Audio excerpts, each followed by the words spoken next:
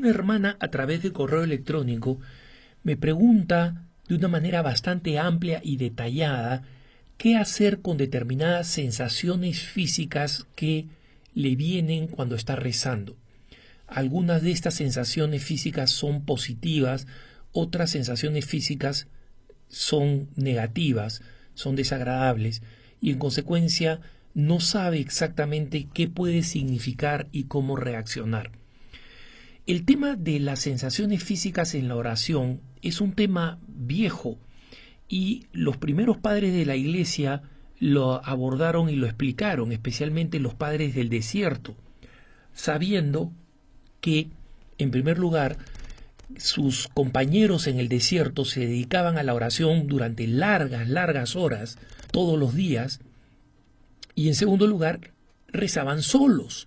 O sea, estamos hablando todavía de la época previa a los monasterios, cuando los que se iban a buscar la soledad de la oración lo hacían en cuevas o bajo árboles, en lugares apartados, en lugares desérticos y muy alejados de la civilización. Sin embargo, todos estos, debido a las tentaciones, las confusiones, las sensaciones físicas, las sensaciones que les venían y que ignoraban, las seducciones del demonio en medio de la oración, todos ellos procuraban ubicarse en un lugar cercano a un Abba o Apa espiritual, un maestro, un padre espiritual. Y este padre espiritual, normalmente anciano o con mucho más años de experiencia, había aprendido a sortear las tentaciones que se presentaban, especialmente en la oración, y explicaba algunas cosas a los que llegaban más jóvenes y más inexpertos. Explicaban, por ejemplo, el famoso demonio del mediodía, ¿no? Que era esa pesadumbre tremenda que llegaba, especialmente en zonas desérticas, al mediodía con el sol cayendo encima, y cómo venía un sueño tremendo, una pereza y una tentación de abandonar la vida eremítica, la vida apartada, por ponerles un ejemplo. Pero una de las cosas que también enseñaba era el tema de las sensaciones físicas al rezar. ¿Qué enseñaban los padres del desierto respecto de las sensaciones físicas al rezar? 1. No las busques, porque en sí mismas no significan que tu oración sea mejor o peor. No busques las sensaciones físicas. Y en segundo lugar, si las sensaciones físicas te buscan a ti, te vienen sin tú buscarlas en el momento en que estás rezando, no te dejes distraer por ellas, porque ellas no son el encuentro con Dios, no son la auténtica oración o el fin mismo de la oración.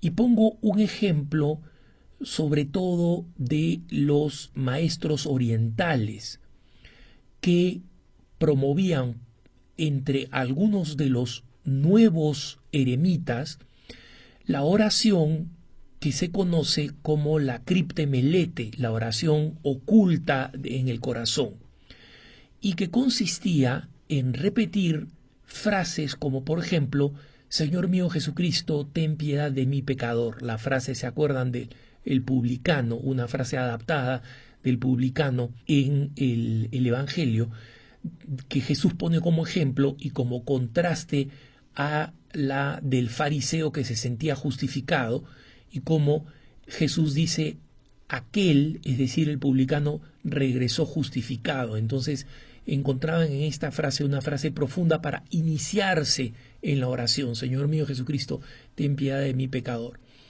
Y muchas veces, obviamente, para poder rezar en medio de una cueva o en un lugar apartado, se sentaban piernas cruzadas o de rodillas o postrados en distintas posturas para tratar de rezar mejor.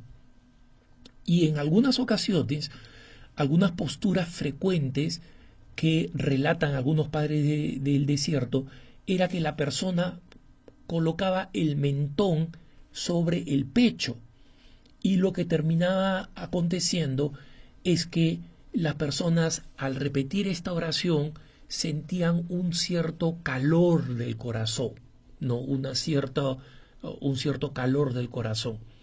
Y los padres del desierto decían con toda claridad: si estás rezando y te viene un calor del corazón en la zona del pecho, sigue rezando porque allí no está Dios.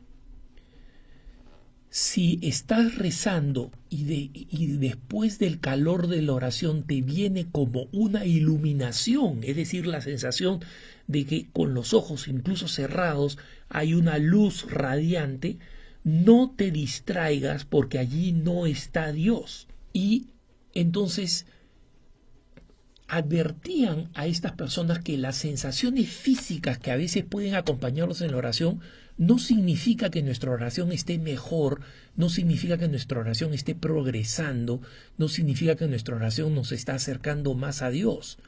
Solamente la concentración y el encuentro con Dios, el diálogo en el que nosotros le hablamos a Dios y Dios nos influye con su contacto y con su presencia de una manera que no es física, sino que es espiritual, y en consecuencia que no va a producir necesariamente una sensación física, salvo, estamos hablando por supuesto de los místicos, tenemos el caso de la transfixión de Santa Teresa de Ávila, pero nosotros estamos hablando de nuestra oración común y corriente, no estamos hablando de la oración mística, que si Dios lo bendice a alguien con una oración mística y con una experiencia mística, Dios lo bendiga, pero no es el camino habitual de la oración cristiana. El camino habitual de la oración cristiana es simplemente que nosotros recemos, oremos, reflexionemos en nuestra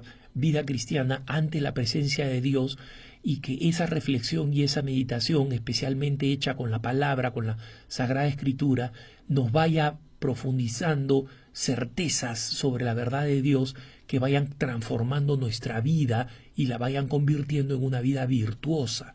Si no hay esa conversión hacia una vida virtuosa, la oración es cuestionable, ¿no? La eficacia de la oración, por más que tenga calentamientos o iluminaciones o etcétera, si no va transformando la vida, es cuestionable. Estos mismos padres del desierto advertían también de sensaciones negativas, porque a veces se producían sensaciones negativas, dolores de cabeza, malestares, especialmente malestares o sensaciones extrañas en el bajo vientre, y todas estas sensaciones los padres de la Iglesia advertían que eran tentaciones para que nosotros dejáramos de rezar.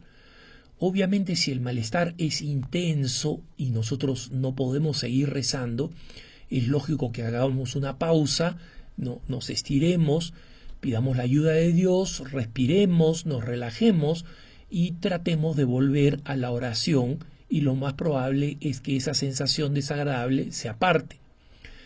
Pero si es una sensación desagradable que podemos superar, entonces hay que continuar rezando, porque el enemigo, el demonio, quiere que nosotros paremos de rezar. El demonio no le gusta que nosotros recemos, no le gusta que estemos en la Santa Misa, no le gusta que lo visitemos al Señor en el Santísimo, no le gusta ninguna de esas actividades que nos acercan a Dios. Y obviamente es un enemigo jurado de la oración.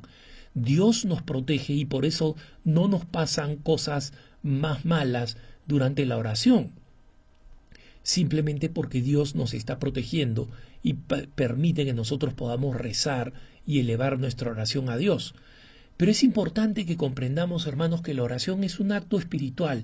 El cuerpo debe ayudar simplemente. La postura corporal tiene que ser una postura que nos ayude a rezar, que una postura que sea suficientemente cómoda como para que el cuerpo no sea un impedimento para la concentración en la oración y tengamos que cambiar de posición en medio de la oración con la consecuente distracción, y que sea suficientemente erguida y alerta como para que nosotros no nos quedemos dormidos o se nos duerma parte del cuerpo o estemos tan relajados que no nos podemos concentrar en la oración. Los santos escribieron manuales sobre cuál es la postura física correcta. No. Algunos compartían cómo rezaban ellos, algunos sentados, otros arrodillados, en algunos casos el gran santo de la Eucaristía, Pedro Julián Aymar, decía que él hacía su adoración al Santísimo durante 1 hora de rodillas y con los brazos estirados en cruz. Y yo les confieso que no he aguantado 1 hora haciendo esta postura en esta oración, ¿no? Entonces no se trata de que imitemos a los santos que no podemos imitar. Pedro Julián Aymar no decía que así es como había que rezar, él simplemente contaba cómo rezaba él y cómo rezaban algunos religiosos de la congregación que él había fundado. Entonces es importante recordar que la oración es básicamente el sencillo, simple e importante encuentro con Dios, y que el cuerpo tiene que ser considerado siempre como parte de nuestro ser que tiene que ayudar en ese proceso de la oración y no tiene que convertirse, por el contrario, en un impedimento. Que tengas un buen día.